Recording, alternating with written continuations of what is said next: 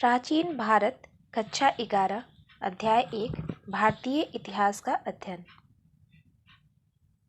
जिन विभिन्न पक्षों का हम अध्ययन करते हैं वे समाज और लोगों के समग्र व्यक्तित्व का अंग होते हैं। इसलिए हम कह सकते हैं कि इससे इतिहास जो है वह मनुष्य के संपूर्ण अतीत का अध्ययन है जो लाखों वर्ष लंबा है। अपने अतीत के बारे में जानने की इच्छा तो स्वाभाविक रूप से सभी में होती है। हम सदा जानने के लिए उत्सुक रहते हैं कि हमारे पूर्वज यानी दादा परदादा कौन थे, वे कहाँ से आए थे और वे कैसे रहते थे। इसे हम एक व्यक्तिगत परिवार के इतिहास को जानने की उत्सुकता मात्र कह सकते हैं और इस परिवार का इतिहास उसके समाज के अन्य परिवारों के इतिहास से काफ़ी भिन्न भी हो सकता है।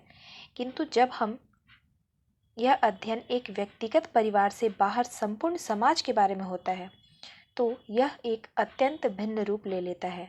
तब हम समूचे समाज और समग्र राष्ट्र के बारे में चर्चा करते हैं। अतीत के बारे में जानने का यह प्रयास ही इतिहास होता है। किसी समाज या राष्ट्र के इतिहास के अध्ययन के द्वारा हम उन समाज या राष्ट्र के अतीत को जान सकते हैं। तब हम यह भी जान सकते हैं कि वह समाज या राष्ट्र एक दीर्घ अवधि में कैसे विकसित हुआ।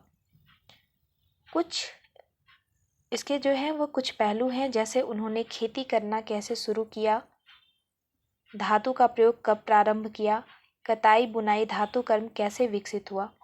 इन सभी आर्थिक पहलुओं के साथ साथ अनेकानेक बातें आ गई हैं, जैसे राजनीतिक तथा प्रशासनिक प्रणालियों का विकास, शहरी जीवन का विकास, विज्ञान और साहित्य तथा स्थापत्य कला का विकास। इन सब बातों के अध्ययन को इतिहास कहते हैं। इस प्रकार आप जान सकते हैं कि इतिहास के अध्ययन का अर्थ केवल कुछ राजाओं तथा राजवंशों के काल और उनसे संबंधित घटनाओं का अध्ययन मात्र नहीं है। जिन विभिन्न पहलुओं का हम अध्ययन करते हैं वे समाज और लोगों के समग्र व्यक्तित्व का अंग होते हैं। इसलिए हम कह सकते हैं कि समाज का अध्ययन संपूर्ण अतीत का अध्ययन है। इतिहास का अध्ययन मनुष्य के संपूर्ण अतीत का अध्ययन है जो लाखों वर्षों लंबा है। इस बात पर बल देना जरूरी होगा कि सभी समाजों को विकसित होने में एक लंबा समय लगा है, लेकिन उनके रास्ते अलग अलग रहे हैं। जिन प्रक्रियाओं से वे गुजरे हैं वे भिन्न भिन्न रही हैं। यद्यपि वे सब प्रस्तर युग के आखेटक संग्राहक थे, सबने खेती का व्यवहार किया। उन सब ने किसी न किसी समय में धातु का उपयोग करना शुरू किया था। फिर भी वे अपनी अलग सांस्कृतिक, सामाजिक, राजनीतिक और धार्मिक पहचान रखते हैं। इसका कारण यह है कि अर्थ जगत से परे सामाजिक प्रणाली, धर्म, कर्म, राजनीतिक प्रणाली, कला एवं स्थापत्य, भाषा और साहित्य अन्य विषयों में भी अपने विचार रखते हैं। ये सभी बातें प्रत्येक समाज और राष्ट्र की अपनी हैं।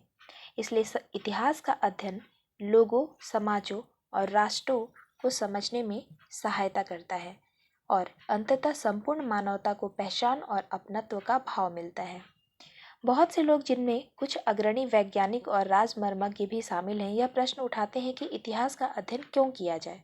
इससे आर्थिक दृष्टि से कोई लाभ या योगदान नहीं मिलता। यह गरीबी और बेरोजगारी की समस्या को हल नहीं कर सकता। कुछ लोग तो यहाँ तक सोचते हैं कि यह केवल समस्याएं उत्पन्न करता है और लोगों के बीच बैर भाव बढ़ाता है। यहाँ कहा जा सकता है कि यह विचार जो है वो बहुत छिछला है। इतिहास का अध्ययन तो हमें लोगों को उनकी संस्कृति, उनके धर्म और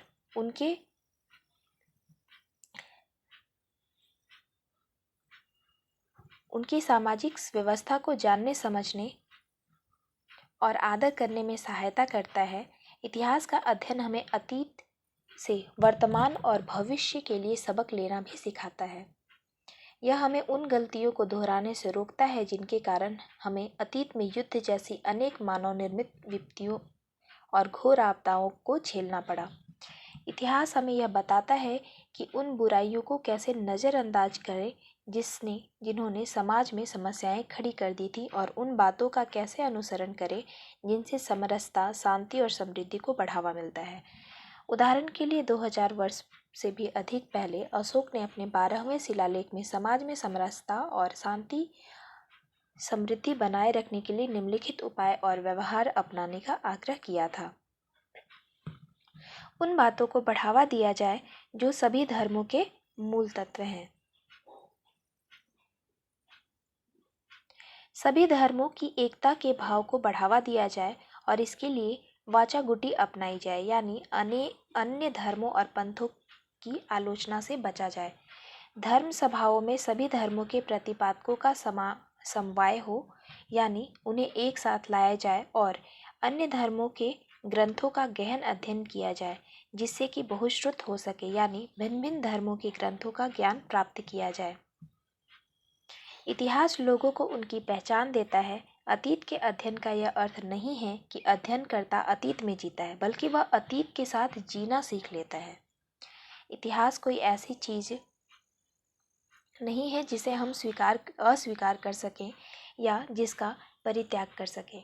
जैसा कि पहले कहा गया है कि इतिहास किसी समाज में राष्ट्र को उसकी पहचान देता है।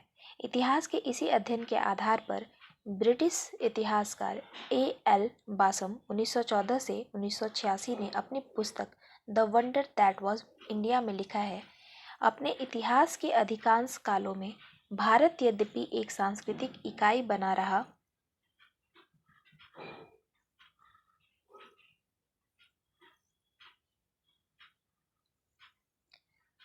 पर साथ ही परस्पर संहारक युद्धों से छिन्न भिन्न होता गया।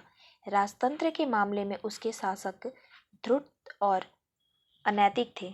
वहाँ अकाल, बाढ़ और प्लेग जैसी आपदाओं का प्रकोप समय समय पर होता रहा और लाखों लोगों की जान लेता रहा। जन्म की असमानता को, यानी मनुष्य जन्म से छोटा बड़ा होता है, इस बात को वहाँ धार्मिक मान्यता प्राप्त थी और निम्न कोटि के लोगों का जीवन सामान्यतः कठोर था। तो भी कुल मिलाकर हमारा विचार यही है कि प्राचीन विश्व के किसी भी अन्य भाग में मनुष्य के बीच और मनुष्य तथा राज्य के बीच संबंध इतने अच्छे और मानवोचित नहीं रहे जितने भारत में थे। आदिकालीन किसी भी अन्य सभ्यता में दास इतनी कम संख्या में नहीं थे और किसी भी अन्य कानून की प्राचीन पुस्तकों में उनके अधिकार इतनी अच्छी तरह सुरक्षित नहीं थे जितने कि अर्थशास्त्र में। किसी भी प्राचीन विधि निर्माता ने युद्ध में न्यायोचित व्यवहार के इतने उदात्त विचार प्रकट नहीं किए जितने कि मनु ने किए। अपने युद्ध के इतिहास में हिंदू भारत में शायद ही कोई ऐसा प्रसंग होगा कि नगरों में कत्ले आम किया गया हो या युद्ध न करने वाले नागरिकों को मौत के घाट उतारा गया हो। असीरिया के राजाओं को नृशंसतापूर्वक अपने बंदियों को जिंदा खाल उधड़वाने में जो पड़पीड़ा सुख मिलता था, वैसा एक भी उदाहरण प्राचीन भारत के इतिहास में नहीं मिलता। इसमें संदेह नहीं कि कभी कभार निर्दयता या अत्याचार का कोई इक्का दुक्का प्रसंग मिल जाता है, लेकिन अन्य पुरानी संस्कृतियों में हुई नृशंसतापूर्ण घटनाओं के मुकाबले वह बहुत नरम है। हमारे लिए प्राचीन भारतीय संस्कृति की अत्यंत प्रभावशाली विशेषता उसकी मानवीयता है।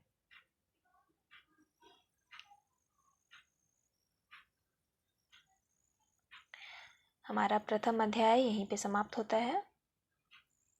धन्यवाद।